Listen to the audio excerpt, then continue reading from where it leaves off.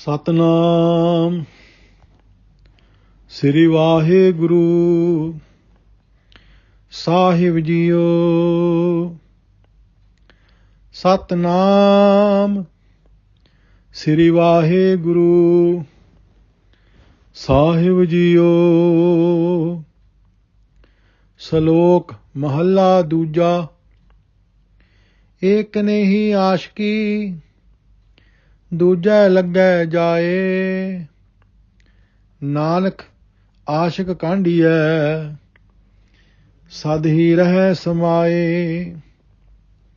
ਚੰਗੈ ਚੰਗਾ ਕਰ ਮੰਨੇ, ਮੰਦੈ ਮੰਦਾ ਹੋਏ। ਆਸ਼ਿਕ ਇਹ ਨਾ ਆਖੀਐ ਜੇ ਲੇਖੈ ਵਰਤੈ ਸੋਏ।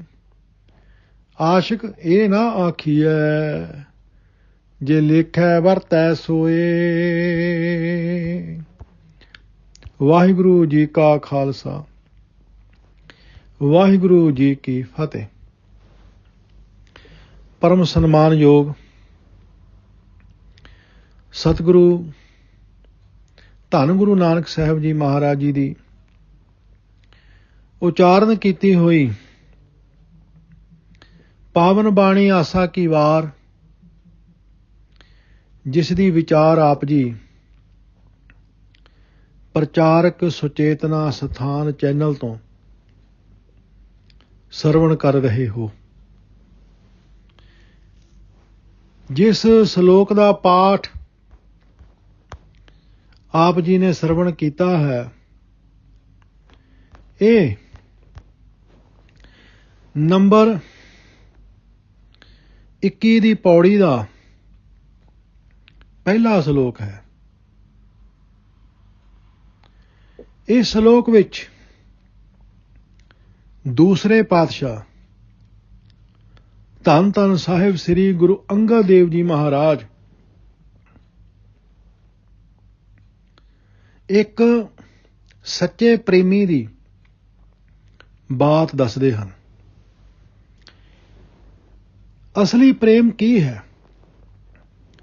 ਪ੍ਰੇਮੀ ਦੀ ਅਸਲੀ ਅਵਸਥਾ ਕੀ ਹੈ? ਸੱਚਾ ਪ੍ਰੇਮ ਕੀ ਹੈ ਅਤੇ ਸੱਚਾ ਪ੍ਰੇਮੀ ਕਿਹੜਾ ਹੈ? ਬਹੁਤਾਤ ਵਿੱਚ, ਧਰਮ ਦੀ ਦੁਨੀਆ ਵਿੱਚ ਦਿਖਾਵੇ ਦਾ ਪ੍ਰੇਮ ਬਹੁਤ ਹੈ। ਦਿਖਾਵੇ ਦਾ ਪ੍ਰੇਮ, ਧਾਰਮਿਕ ਅਸਥਾਨ ਤੇ ਜਾ ਕੇ ਐਵੇਂ ਨੱਕ ਰਗੜੀ ਜਾਣਾ, ਐਵੇਂ ਧੂੜ ਚੁੱਕ ਚੁੱਕ ਕੇ ਮੱਥੇ ਨੂੰ ਲਾਈ ਜਾਣੀ, ਐਵੇਂ ਅੱਖਾਂ ਮੀਟੀ ਜਾਣੀਆਂ, ਦਿਖਾਲਣਾ ਕਿ ਅਸੀਂ ਬਹੁਤ ਪ੍ਰੇਮੀ ਹਾਂ। ਪ੍ਰੇਮ ਕੋਈ ਦਿਖਾਲਣ ਵਾਲੀ ਅਵਸਥਾ ਨਹੀਂ ਹੈ। ਪ੍ਰੇਮ ਇੱਕ ਮਾਨਣ ਵਾਲੀ ਅਵਸਥਾ ਹੈ। ਪ੍ਰੇਮ ਤੇ ਇੱਕ ਮਾਨਣ ਵਾਲੀ ਅਵਸਥਾ ਹੈ। ਇਹਨੂੰ ਅੰਦਰੋਂ ਅੰਦਰ ਹੀ ਮਾਨਣਾ ਹੈ। ਇਹ ਕੋਈ ਦਿਖਾਲਣ ਵਾਲੀ ਅਵਸਥਾ ਥੋੜ੍ਹਾ ਹੈ, ਇਹ ਤੇ ਮਾਨਣ ਵਾਲੀ ਅਵਸਥਾ ਹੈ। ਪ੍ਰੇਮ ਇੱਕ ਐਸੀ ਚੀਜ਼ ਹੈ। ਇਸ ਲਈ ਸੱਚਾ ਪ੍ਰੇਮ ਤੇ ਝੂਠਾ ਪ੍ਰੇਮ, ਸੱਚੇ ਪ੍ਰੇਮੀ ਤੇ ਝੂਠੇ ਪ੍ਰੇਮੀ, ਇਹਨਾਂ ਵਿੱਚ ਬੜਾ ਫਰਕ ਹੈ। ਸਤਿਗੁਰੂ ਜੀ ਨੇ ਇੱਕ ਬਾਣੀ ਉਚਾਰਨ ਕੀਤੀ ਹੈ ਜਿਸ ਦਾ ਨਾਮ ਹੈ ਚੌਬੋਲੇ। ਉਸ ਬਾਣੀ ਵਿੱਚ ਪ੍ਰੇਮ ਦੀ ਹੀ ਵਿਆਖਿਆ ਕੀਤੀ ਹੈ। ਉਸ ਬਾਣੀ ਦੇ 11 ਪਦ ਨੇ। 11 ਪਦਾਂ ਵਿੱਚ ਪ੍ਰੇਮ ਦੀ ਹੀ ਅਵਸਥਾ ਵਿਆਖਿਆ ਕੀਤੀ ਹੈ। ਮਹਾਰਾਜ ਨੇ ਉਸ ਬਾਣੀ ਦੇ ਵਿੱਚ ਬੜਾ ਸੁੰਦਰ ਇੱਕ ਬਚਨ ਬਖਸ਼ਿਸ਼ ਕੀਤਾ ਹੈ। ਧੰਨ ਗੁਰੂ ਅਰਜਨ ਦੇਵ ਜੀ ਮਹਾਰਾਜ ਨੇ, ਜਿਹੜੇ ਲੋਕ ਯਾਤਰਾ ਦੇ ਵਿੱਚ ਬੜਾ ਵਿਸ਼ਵਾਸ ਰੱਖਦੇ ਨੇ, ਧਾਰਮਿਕ ਅਸਥਾਨਾਂ ਦੀ ਯਾਤਰਾ, ਤੀਰਥਾਂ ਦੀ ਯਾਤਰਾ ਜਾਂ ਹੋਰ ਭਟਕਣ ਕਹਿ ਲਓ, ਮਹਾਰਾਜ ਕੀ ਕਹਿੰਦੇ ਨੇ? ਸਾਗਰ ਮੇਰ ਉਦਿਆਨ ਬਨ, ਨਵਖੰਡ ਬਸਦਾ ਭਰਮ, ਮੂਸਨ ਪ੍ਰੇਮ ਪ੍ਰੇਮ ਕੈ, ਗਨੋ ਏਕ ਕਰ ਕਰਮ। ਹਜ਼ੂਰ ਕਹਿੰਦੇ ਨੇ ਸਮੁੰਦਰ, ਪਰਬਤ, ਜੰਗਲ, ਸਾਰੀ ਧਰਤੀ ਇਹਨਾਂ ਦੀ ਯਾਤਰਾ ਆਦਿਕ ਦੀ ਖਾਤਰ ਭ੍ਰਮਣ ਕਰਨ ਵਿੱਚ ਹੀ ਆਤਮਿਕ ਜੀਵਨ ਵੱਲੋਂ ਲੁੱਟੇ ਜਾ ਰਹੇ ਹੇ ਮਨੁੱਖ, ਪ੍ਰੀਤਮ ਪ੍ਰਭੂ ਦੇ ਪ੍ਰੇਮ ਦੇ ਰਸਤੇ ਵਿੱਚ ਮੈਂ ਤਾਂ ਇਸ ਸਾਰੇ ਰਟਨ ਨੂੰ ਸਿਰਫ ਇੱਕ ਕਦਮ ਦੇ ਬਰਾਬਰ ਹੀ ਸਮਝਦਾ ਹਾਂ। ਭਾਵ ਕੋਈ ਏਡਾ ਵੱਡਾ ਯਾਤਰੀ ਹੋਵੇ, ਸਮੁੰਦਰ ਦੀ ਯਾਤਰਾ ਕਰੇ, ਸੁਮੇਰ ਪਰਬਤ ਦੀ ਯਾਤਰਾ ਕਰੇ, ਜੰਗਲਾਂ ਵਿੱਚ ਭਟਕਦਾ ਫਿਰੇ, ਪੂਰੀ ਧਰਤੀ ਦਾ ਭ੍ਰਮਣ ਕਰੇ ਤੇ ਸਮਝੇ ਖਬਰਿਆ ਮੈਂ ਰੱਬ ਨੂੰ ਖੁਸ਼ ਕਰ ਲੈਣਾ ਹੈ। ਏਡਾ ਯਾਤਰੀ ਬਣ ਕੇ ਵੀ ਉਹ ਉਸ ਅਵਸਥਾ ਦੇ ਨੇੜੇ ਤੇੜੇ ਵੀ ਨਹੀਂ ਪੁੱਜ ਸਕਦਾ ਜਿਸ ਕੋਲ ਪ੍ਰੇਮ ਹੈ। ਪ੍ਰੇਮ ਬਹੁਤ ਵੱਡੀ ਅਵਸਥਾ। ਫਿਰ ਮਹਾਰਾਜ ਨੇ ਇੱਕ ਦੂਸਰਾ ਸ਼ਲੋਕ ਉਚਾਰਨ ਕੀਤਾ। ਕਹਿੰਦੇ ਜਪ ਤਪ ਸੰਜਮ ਹਰਖ ਸੁਖ ਮਾਨ ਮਹਤ ਅਰ ਗਰਭ ਮੂਸਨ ਨਿਮਖਕ ਪ੍ਰੇਮ ਪਰ ਵਾਰ ਵਾਰ ਦਿਓ ਸਰਬ। ਉਹ ਕਰਮਕਾਂਡ, ਉਹ ਜਪ ਤਪ। ਗੁਰੂ ਜੀ ਕਹਿੰਦੇ ਨੇ ਦੇਵਤਿਆਂ ਨੂੰ ਪ੍ਰਸੰਨ ਕਰਨ ਦੀ ਖਾਤਰ ਮੰਤਰਾਂ ਦੇ ਜਾਪ, ਧੂਣੀਆਂ ਤਪਾਣੀਆਂ, ਇੰਦਰੀਆਂ ਨੂੰ ਵਸ ਕਰਨ ਲਈ ਪੁੱਠੇ ਲਟਕਣ ਆਦਿਕ ਦੇ ਅਨੇਕਾਂ ਯਤਨ, ਇਹਨਾਂ ਸਾਧਨਾਂ ਤੋਂ ਮਿਲੀ ਖੁਸ਼ੀ, ਇੱਜ਼ਤ, ਵਡਿਆਈ, ਇਹਨਾਂ ਤੋਂ ਮਿਲਿਆ ਸੁਖ ਅਤੇ ਹੰਕਾਰ, ਇਹਨਾਂ ਵਿੱਚ ਹੀ ਆਤਮਿਕ ਜੀਵਨ ਨੂੰ ਲੁਟਾ ਰਹੇ ਹੇ ਮਨੁੱਖ, ਮੈਂ ਤਾਂ ਅੱਖ ਚਮਕਣ ਜਿਤਨੇ ਸਮੇਂ ਲਈ ਮਿਲੇ ਪ੍ਰਭੂ ਪਿਆਰ ਤੋਂ ਇਹਨਾਂ ਸਾਰੇ ਸਾਧਨਾਂ ਨੂੰ ਕੁਰਬਾਨ ਕਰਦਾ। ਅਰਥਾਤ ਲੰਬੇ ਲੰਬੇ ਜਪ ਕਰਨੇ, ਤਪ ਕਰਨੇ, ਹੋਰ ਕਰਮਕਾਂਡ ਕਰਨੇ, ਉਹ ਤੋਂ ਮਾਣ ਮਿਲ ਜਾਣਾ, ਹੰਕਾਰ ਆ ਜਾਣਾ। ਪਰ ਹਜ਼ੂਰ ਕਹਿੰਦੇ ਨੇ ਕਿਤੇ ਨਿਮਕ ਮਾਤਰ, ਕਿਤੇ ਅੱਖ ਦੇ ਚਮਕਣ ਜਿੰਨਾ ਸਮਾਂ ਪ੍ਰਭੂ ਪ੍ਰੇਮ ਮੇਰੇ ਅੰਦਰ ਆ ਜਾਏ ਤਾਂ ਇਹ ਸਾਰਾ ਕੁਝ ਮੈਂ ਉਸ ਤੋਂ ਵਾਰ ਨੇ ਬਲਿਹਾਰ ਨੇ ਕਰਦੇ ਹਾਂ, ਕੁਰਬਾਨ ਕਰਦੇ ਹਾਂ। ਭਾਵ ਉਸ ਪ੍ਰੇਮ ਦੀ ਅਵਸਥਾ ਦੇ ਅੱਗੇ ਇਹ ਜਪ ਤਪ ਕੋਈ ਮਹੱਤਤਾ ਨਹੀਂ ਰੱਖਦੇ। ਭਗਤ ਰਵਿਦਾਸ ਜੀ ਤੇ ਇੱਥੋਂ ਤੱਕ ਕਹਿੰਦੇ ਨੇ ਕਹਾਂ ਭਇਓ ਤਨ ਭਇਓ ਛਿਨ ਛਿਨ ਪ੍ਰੇਮ ਜਾਏ ਤੋ ਡਰ ਪੈ ਤੇ ਰੋ। ਮੇਰਾ ਤਨ ਛਿਨ ਛਿਨ ਵੀ ਹੋ ਜਾਏ ਮੈਨੂੰ ਕੋਈ ਦੁੱਖ ਨਹੀਂ, ਬਸ ਦੁੱਖ ਹੈ ਜਦੋਂ ਕਦੇ ਤੇਰੇ ਪ੍ਰੇਮ ਦੇ ਵਿੱਚ ਕਮੀ ਆਉਂਦੀ ਹੈ, ਤੇਰੇ ਪਿਆਰ ਦੇ ਵਿੱਚ ਘਾਟ ਆਉਂਦੀ ਹੈ। ਮਹਾਰਾਜ ਨੇ ਇੱਕ ਪ੍ਰੇਮੀ ਦੀ ਅਵਸਥਾ ਦੱਸੀ। ਪ੍ਰੇਮੀ ਕਿਸ ਨੂੰ ਕਹਿੰਦੇ ਨੇ? ਮਹਾਰਾਜ ਨੇ ਉਦਾਹਰਨ ਦਿੱਤਾ ਪਤੰਗੇ ਦਾ।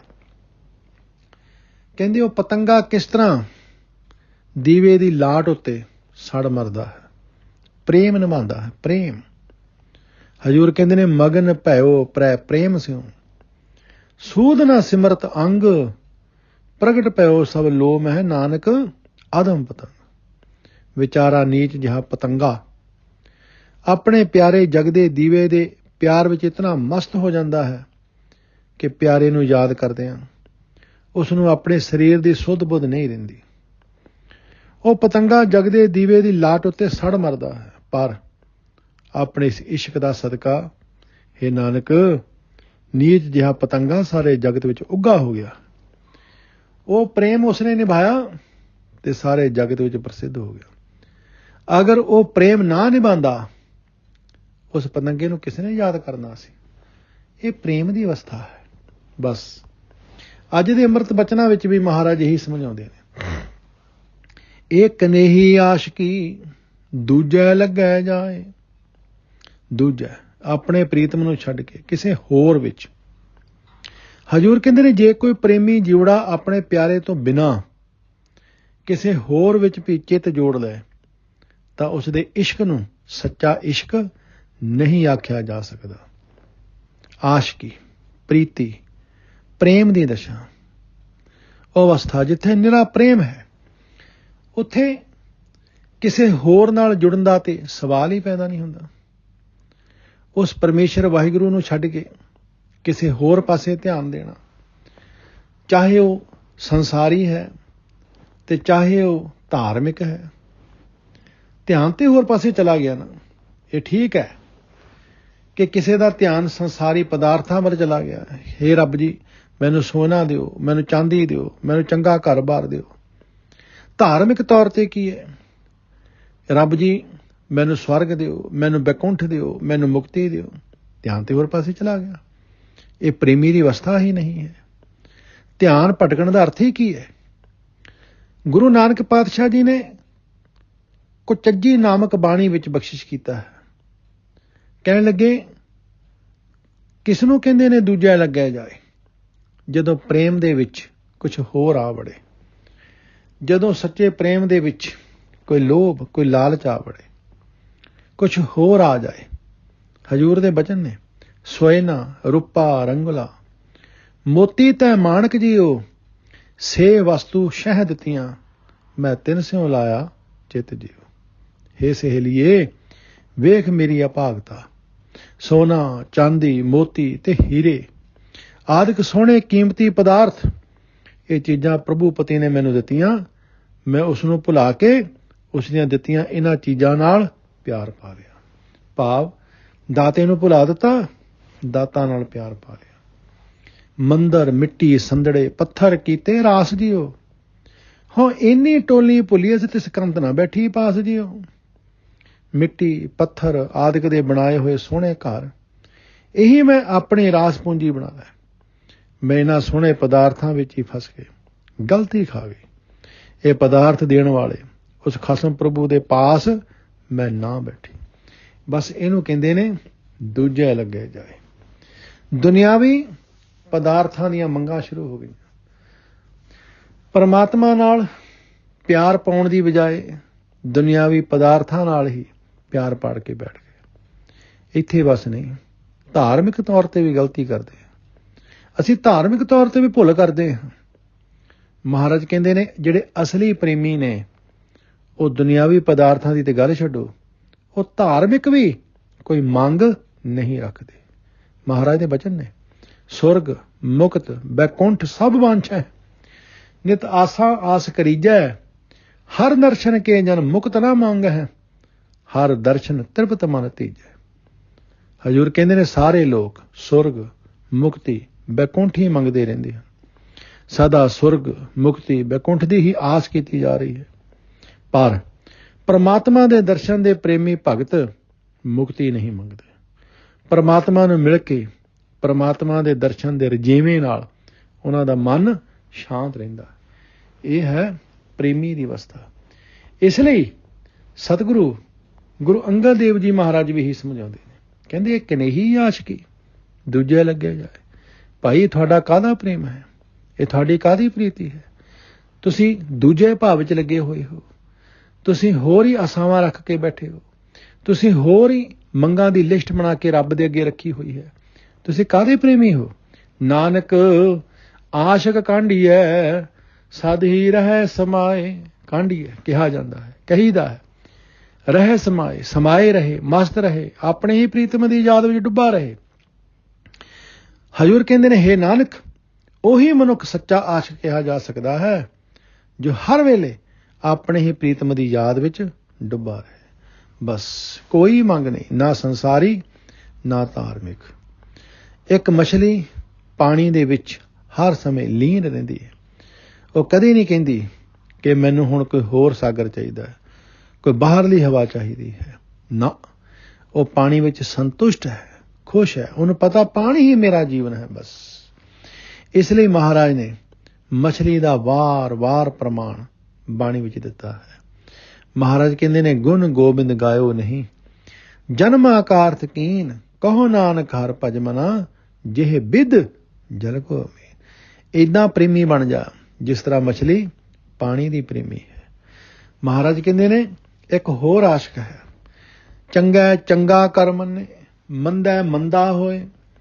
ਚੰਗੇ ਕੰਮ ਨੂੰ, ਆਪਣੇ ਪਿਆਰੇ ਵੱਲੋਂ ਹੋਏ ਕਿਸੇ ਚੰਗੇ ਕੰਮ ਨੂੰ, ਮੰਦਾ ਹੋਏ। ਆਪਣੇ ਸੱਜਣ ਵੱਲੋਂ ਹੋਏ ਕਿਸੇ ਮਾੜੇ ਕੰਮ ਨੂੰ ਵੇਖ ਕੇ ਆਖੇ ਕਿ ਇਹ ਮਾੜਾ ਕੰਮ ਹੋਇਆ ਹੈ। ਹਜ਼ੂਰ ਕਹਿੰਦੇ ਨੇ, ਆਪਣੇ ਪਿਆਰੇ ਵੱਲੋਂ ਹੋਏ ਕਿਸੇ ਚੰਗੇ ਕੰਮ ਨੂੰ ਤੱਕ ਕੇ ਆਖੇ ਇਹ ਚੰਗਾ ਕੰਮ ਹੈ, ਪਰ ਮਾੜੇ ਕੰਮ ਨੂੰ ਵੇਖ ਕੇ ਆਖੇ ਕਿ ਮਾੜਾ ਕੰਮ ਹੈ। ਭਾਵ ਆਪਣੇ ਵੱਲੋਂ ਆਏ ਕਿਸੇ ਸੁੱਖ ਨੂੰ ਤਾਂ ਹੱਸ ਕੇ ਕਬੂਲ ਕਰੇ, ਪਰ ਦੁੱਖ ਨੂੰ ਵੇਖ ਕੇ ਘਾਬਰ ਜਾਏ। ਅਰਥਾਤ ਰੱਬ ਨੂੰ ਆਪਣੀ ਗੱਲ ਮਨਾਉਣੀ। ਬਸ ਇਹਨੂੰ ਦੂਜੇ ਲੱਗਿਆ ਜਾਏ ਕਹਿੰਦੇ ਨੇ। ਰੱਬ ਤੋਂ ਕੁਛ ਨਾ ਕੁਛ ਮੰਗੀ ਜਾਣਾ। ਜੇ ਰੱਬ ਦੇ ਹੀ ਜਾਂਦਾ ਫਿਰ ਰੱਬ ਬਹੁਤ ਚੰਗਾ।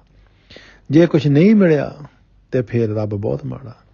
ਆਪਣੀ ਪਾਤਰਤਾ ਨਹੀਂ ਦੇਖਣੀ, ਆਪਣੀ ਯੋਗਤਾ ਨਹੀਂ ਦੇਖਣੀ, ਆਪਣੀ ਹੈਸੀਅਤ ਨਹੀਂ ਦੇਖਣੀ, ਬਸ ਮੰਗੀ ਜਾਣਾ। ਮਹਾਰਾਜ ਕਹਿੰਦੇ ਨੇ ਆਸ਼ਿਕ ਇਹ ਨਾ ਆਖੀਐ ਜੇ ਲੇਖੈ ਵਰਤੈ ਸੋਏ। ਜੇ ਸੋਏ ਜੇ ਉਹ ਮਨੁੱਖ, ਜਿਹੜਾ ਮਨੁੱਖ, ਉਹ ਮਨੁੱਖ ਵੀ ਹੈ ਨਾਨਕ ਸੱਚਾ ਆਸ਼ਿਕ ਨਹੀਂ ਕਿਹਾ ਜਾ ਸਕਦਾ, ਕਿਉਂਕਿ ਉਹ ਲੇਖੇ ਗਿਣ ਗਿਣ ਕੇ ਪਿਆਰ ਦੀ ਸਾਂਝ ਬਣਾਉਂਦਾ ਹੈ। ਭਾਵ ਜਿਹੜਾ ਰੱਬ ਨਾਲ ਵੀ ਹਿਸਾਬ ਕਿਤਾਬ ਰੱਖਦਾ ਹੈ, ਰੱਬ ਨੇ ਮੇਰੇ ਇੰਨੇ ਸਵਾਰੇ, ਰੱਬ ਨੇ ਮੇਰੇ ਇੰਨੇ ਵਿਗਾੜੇ, ਰੱਬ ਹੁਣ ਤੱਕ ਸੁੱਖ ਦਿੰਦਾ ਰਿਹਾ, ਹੁਣ ਪਤਾ ਨਹੀਂ ਰੱਬ ਨੇ ਕਿਉਂ ਦੁੱਖ ਦੇ ਦਿੱਤਾ। ਜਿਹੜਾ ਰੱਬ ਨਾਲ ਵੀ ਹਿਸਾਬ ਕਿਤਾਬ ਰੱਖਦਾ ਹੈ, ਰੱਬ ਨਾਲ ਵੀ ਗਿਣਤੀਆਂ ਮਿਣਤੀਆਂ ਰੱਖਦਾ ਹੈ, ਜਿਹੜਾ ਰੱਬ ਨੂੰ ਵੀ ਚੰਗਾ ਤੇ ਮਾੜਾ ਬਣਾਉਣ ਦੀ ਹੈਸੀਅਤ ਰੱਖਦਾ, ਮਹਾਰਾਜ ਕਹਿੰਦੇ ਨੇ ਉਹ ਆਸ਼ਿਕ ਨਹੀਂ ਹੈ, ਉਹ ਸੱਚਾ ਪ੍ਰੇਮੀ ਨਹੀਂ ਹੈ। ਧੰਨ ਗੁਰੂ ਅੰਗਦ ਦੇਵ ਜੀ ਮਹਾਰਾਜ ਨੇ ਇਸ ਸ਼ਲੋਕ ਦੇ ਵਿੱਚ ਸਾਨੂੰ ਸਮਝਾਇਆ ਹੈ ਕਿ ਭਾਈ ਸੱਚਾ ਆਸ਼ਿਕ ਉਹੀ ਹੈ ਜਿਹੜਾ ਉਸ ਮਾਲਕ ਦੀ ਯਾਦ ਵਿੱਚ ਡੁੱਬਾ ਰਹਿੰਦਾ ਹੈ, ਉਹਨੂੰ ਸਮਰਪਿਤ ਹੋ ਜਾਂਦਾ ਹੈ, ਉਸ ਤੋਂ ਆਪਾ ਕੁਰਬਾਨ ਕਰ ਦਿੰਦਾ ਹੈ, ਜਿਹੜਾ ਉਸ ਪਰਮਾਤਮਾ ਤੋਂ ਕਿਸੇ ਤਰ੍ਹਾਂ ਦੀ ਵੀ ਕੋਈ ਮੰਗ ਨਹੀਂ ਰੱਖਦਾ, ਚਾਹੇ ਉਹ ਦੁਨਿਆਵੀ ਤੇ ਚਾਹੇ ਉਹ ਧਾਰਮਿਕ। ਬਿਲਕੁਲ ਨਿਰੋਲ ਸ਼ੁੱਧ ਉਸ ਪਰਮਾਤਮਾ ਦੇ ਪਿਆਰ ਦੇ ਵਿੱਚ ਗੁੜੂੰਦ ਰਹਿੰਦਾ ਹੈ। ਅਸਲੀ ਪ੍ਰੇਮੀ ਉਹੀ ਹੈ। ਸਤਿਗੁਰੂ ਜੀ ਨੇ ਸਾਨੂੰ ਸੱਚੇ ਪ੍ਰੇਮ ਤੇ ਸੱਚੇ ਪ੍ਰੇਮੀ ਦੀ ਅਵਸਥਾ ਇਸ ਸ਼ਲੋਕ ਵਿੱਚ ਸਮਝਾਈ ਹੈ। ਵਾਹਿਗੁਰੂ ਜੀ ਕਾ ਖਾਲਸਾ, ਵਾਹਿਗੁਰੂ ਜੀ ਕੀ ਫਤਿਹ।